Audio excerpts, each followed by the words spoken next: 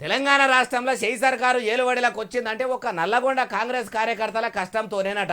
అగో కుటుంబ పాలన వద్దు, మార్పు కావాలి, కాంగ్రెస్ రావాలని కారు పార్టీని కాదని తెలంగాణ ప్రజలంతా ఏరుకోరి చేయి పార్టీకి ఓట్లేసి అందరు కాంగ్రెస్ను అధికారంలోకి తెస్తే ఒక నల్లగొండ కార్యకర్తల పుణ్యాన్నే వచ్చిందని ఎవరన్నారంటారా? ఇగో అయ్యా నీళ్ల మంత్రి ఉత్తమ్ కుమార్ రెడ్డి సార్, ఇక మీ మనసుల మాట చెప్పుర్రి.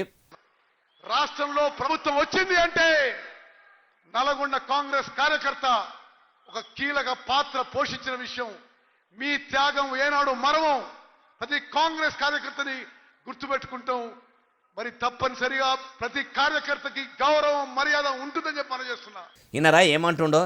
అయ్యా మంత్రి గారు, మరి ఒక నల్లగొండ కాంగ్రెస్ కార్యకర్తలు మీ చేయి పార్టీకి ఓట్లేస్తే మీరు తెలంగాణలో ఏలుబడిలకు వచ్చిర్రా. ఇప్పుడు ఒక నల్లగొండ కార్యకర్తల గురించి అంతకాయసుగా అనబడితిరి. ఎన్నికల ముంగట ఓట్ల బిచ్చం ఎత్తుకునేటప్పుడు ఏమన్నారో యాదికున్నదా?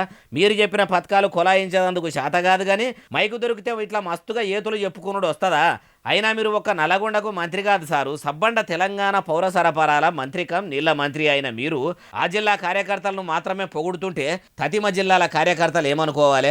ఆయనతో ఈ మాటలు మనసులో పెట్టుకొని మళ్ళెప్పుడన్నా మీరు వేరే జిల్లాల ఏ ఎమ్మెల్యే కన్నా సపోర్టుగా నిలబడి ప్రచారానికి పోతే అత్త మీది కోపం దుత్త మీద తీసినట్టు ఆయనతో వాళ్ళు మీ మీది కోపం ఆ ఎమ్మెల్యే మీద తీసి ఓడగొట్టే కాడికి రాగల్లా.